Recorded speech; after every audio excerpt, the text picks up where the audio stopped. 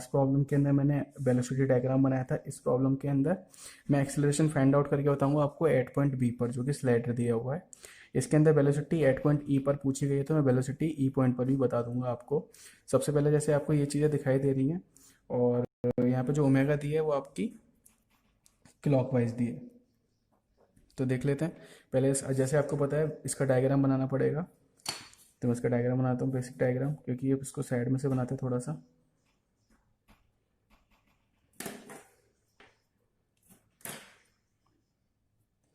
अपन को कोई डिस्टेंस नहीं पता, तो इसको थोड़ा सा बड़ा बना लेते हैं।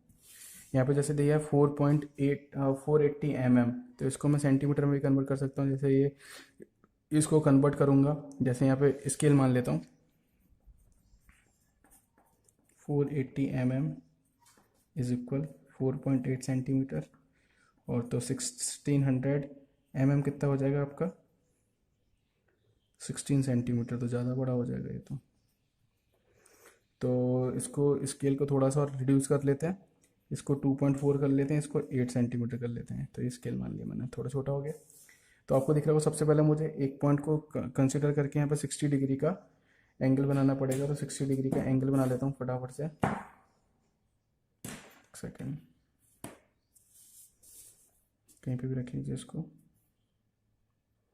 60 देख लीजिए, 10, 20, 30, 40, 50, 60, मेरा 60 आया यहाँ पे। 60 के बाद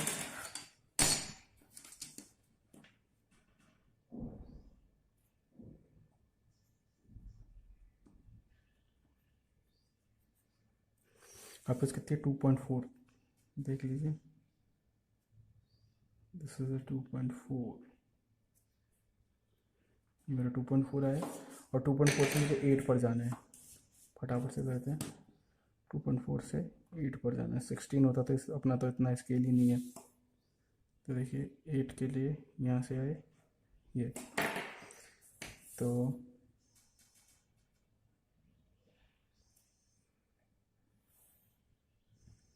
ये मेरे पास डायग्राम बन गया, यहाँ रिप्रेजेंट कर देता हूँ। Sorry, 60, 2.4 centimetre, 8 centimetre.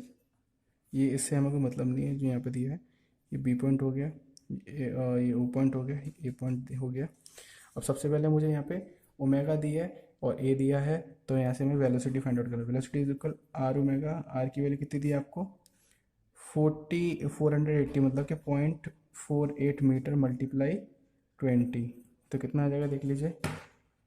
0.48 मल्टीप्लाई 20, 9.6, या 9.6 मीटर पर सेकेंड।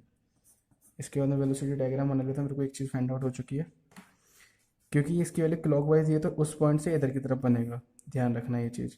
मेरे पास कौन कौन से फिक्स पॉइंट दिए हैं इन्होंने, एक तो ओ पॉइंट फिक्स दिया है, एक जी पॉइंट फिक्स दिया है। तो ओ और जी को मुझे एक पॉइंट पर रिप्रेजेंट करना पड़ेगा। ये मैंने ओ कर लिया, ये जी कर लिया। देख लीजिए, मुझे इससे परपेंडिकुलर जाना है, और देख लीजिए 90 है। ये देखिए गए हम परपेंडिकुलर।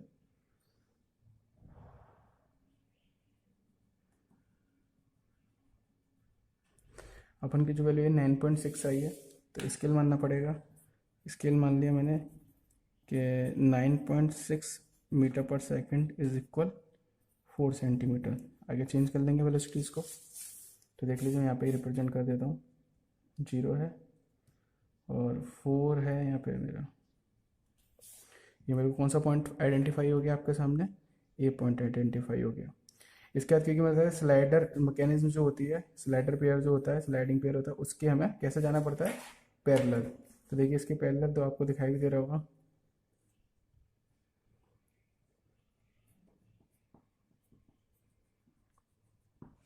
अब टर्निंग पेयर मेरे पास एक बचता है ए बी। तो ए बी से कैसे जाना पड़ेगा आपको, इसके भी परपेंडिकुलर। परपेंडिकुलर देख लीजिए, सॉरी थोड़ा सा स्केल और आगे बढ़ाना पड़ेगा।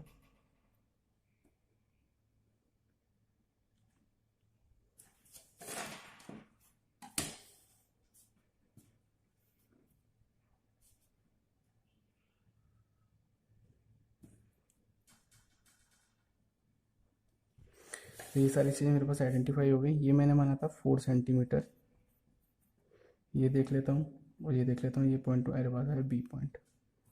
तो देख लीजिए थोड़ा सा, ये मेरे पास कितना आया, ओ बी 3.7,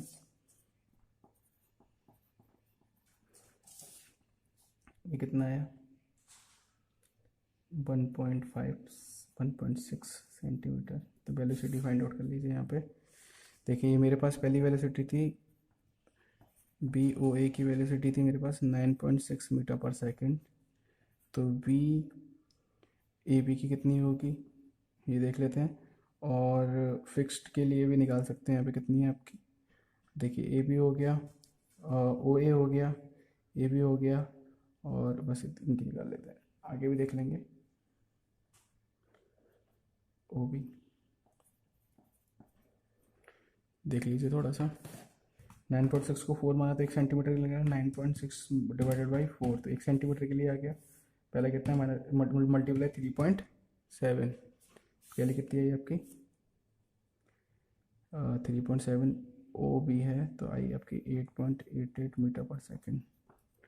इसके बाद ए बी के लिए 1.6 तो डिवाइडेड बाई 3.7 कर दिए, एक के लिए फिर आ गया मल्टीप्लाई 1.6, कितना है 3.84। ये मेरे पास तीनों वेलोसिटीज आ गई आंसर। इसके बाद एक्सीलरेशन डायग्राम बनाने के लिए ये जो वेलोसिटीज़ होती है इनको हम मानते हैं आपका टेंजेंशियल कंपोनेंट। क्या मानते हैं इनको, टेंजेंशियल कंपोनेंट को रिप्रेजेंट करती हैं ये सारी चीज़ें। आपका एक्सीलरेशन डायग्राम बनाने के लिए हर एक कंपोनेंट के आपके दो कंपोनेंट बनेंगे, एक तो बनेगा आपका टेंजेंशियल कंपोनेंट, एक बनेगा आपका नॉर्मल कंपोनेंट। तो टेंजेंशियल कंपोनेंट और नॉर्मल कंपोनेंट कैसे बनेगा मैं आपको आइडेंटिफाई करके बता देता हूँ। जैसे आपको दिखाई दे रहा है यहाँ पे ओ और जी, तो अब इस जगह पे मैंने ओ और जी को रिप्रेजेंट कर लिया, ओ डैश जी डैश। ओ डैश जी डैश से आपको अब इस डायग्राम के परपेंडिकुलर और पैरेलल जाना पड़ेगा। तो देख लीजिए जो वैल्यूज आपको पहले से पता है वो आपकी सिंगल बनेगा पहला पॉइंट का डायग्राम, बाकी के आपके दो दो कंपोनेंट बनेंगे। देखिए इसके परपेंडिकुलर जाना है मुझे,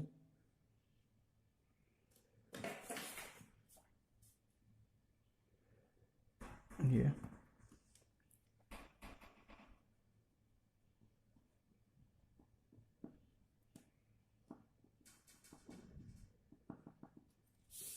मुझे एक्सेलरेशन की वैल्यू चाहिए। तो एक्सेलरेशन इज इक्वल कितना होगा आर ओमेगा स्क्वायर। आर की वैल्यू आपको पता है कितनी है यहाँ पे 0.48 मीटर। ओमेगा की वैल्यू कितनी है मेरे पास यहाँ पे 20 का स्क्वायर। तो देख लेते हैं 20 का स्क्वायर इंटू 0.48 192 मीटर पर सेकेंड स्क्वायर। तो मैंने स्केल माना कि 192 मीटर पर second square is equal 4 centimetre. फिर दोबारा स्केल 4 सेंटीमीटर को रिप्रेजेंट किया मैंने यहाँ पे।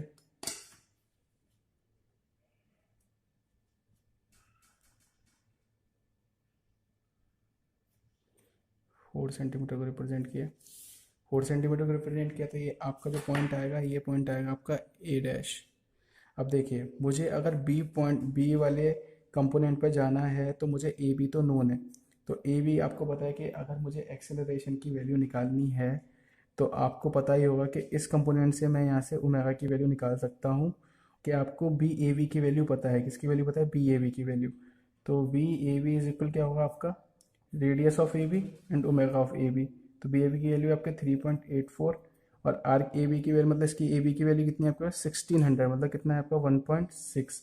तो ओमेगा की वैल्यू रेडियन में कितना आ जाएगा देख लीजिए 3.84 डिवाइडेड बाई 1.6, तो कितना आ गया 2.4। ओमेगा की वैल्यू कितनी आ गई इसके लिए 2.4 रेडियन पर सेकेंड।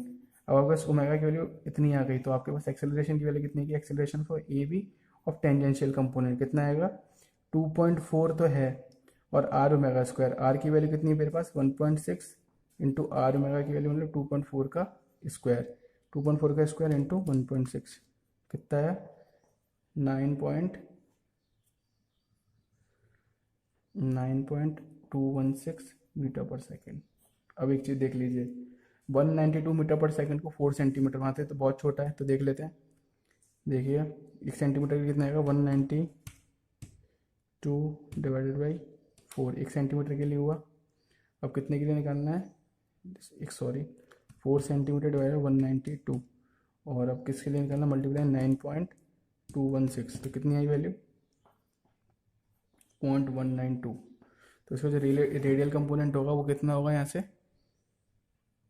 कितना होगा आपका? लगभग लगभग 0.2, 0.2 सेंटीमीटर। कितना? 0.2 सेंटीमीटर।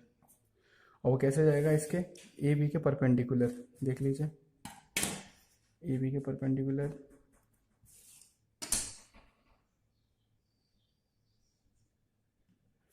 इसकी इधर से लेना पड़ेगा इस बार।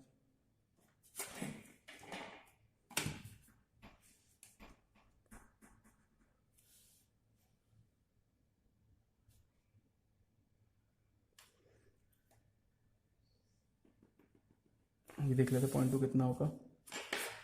0.2 को आइडेंटिफाई करना,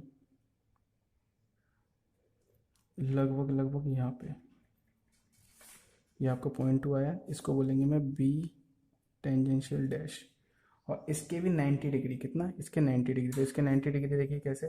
पहले मुझे एक चीज़ देखनी है, ए पता पड़ गया मेरे को, बी पे जा रहा हूँ और जी से मेरे को इस वाले कंपोनेंट पे आना है। तो इसके पहले परपेंडिकुलर जाता हूँ, इसका कंपोनेंट ओमेगा की वैल्यू निकाल लेता हूँ। देख लीजिए ओमेगा की वैल्यू कितनी निकलेगी इसकी, बी जी की वैल्यू कितनी? 8.8। कितनी है? 8.88। और r omega square, r omega, r की वैल्यू कितनी है अपने पास? यहाँ पे बी जी की वैल्यू देख लेते हैं,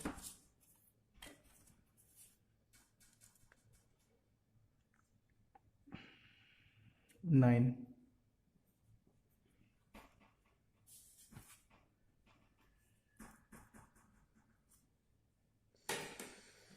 ओमेगा की वैल्यू देख लीजिए कितनी आएगी, 8.88 डिवाइडेड बाई 9, तो कितनी आएगी?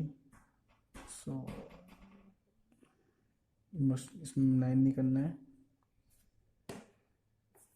यहाँ पे मैंने 1.6 किया था। सही है ये बिल्कुल।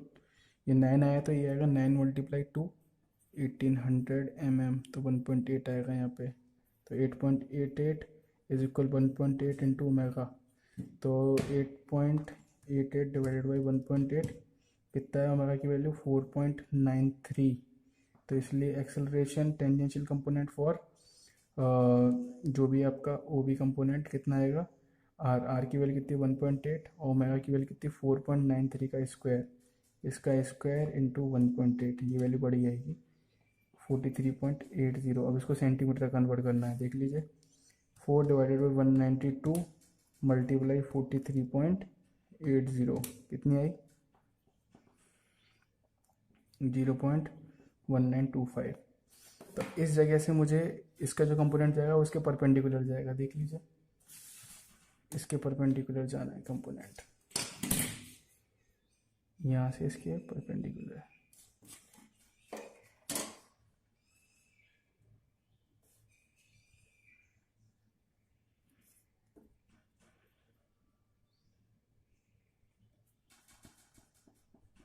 और कितना जाना है? 1.95, मतलब लगभग 1 सेंटीमीटर के बराबर।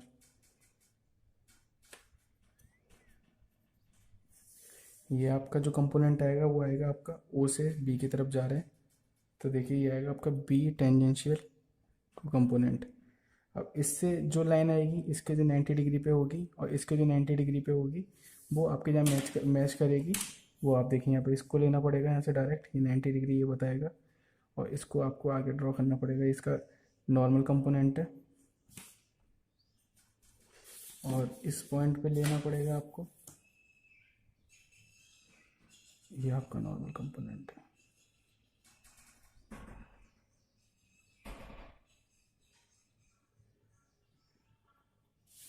और जो ये पॉइंट मिलेगा दिस इज ये आपका एक्सेलरेशन डायग्राम। और इन दोनों का रिजल्टेंट, जैसे कि यहाँ से इन दोनों के मिड में, सॉरी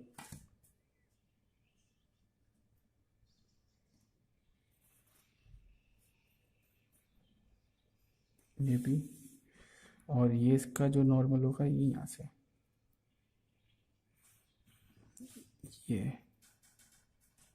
ये बी डैश और ये दिस इज एक्सेलरेशन डायग्राम। तो डायग्राम आपने देखा कि मैंने आपको एक चीज़ दोबारा रिपीट कर देता हूँ मैंने क्या किया इसके अंदर।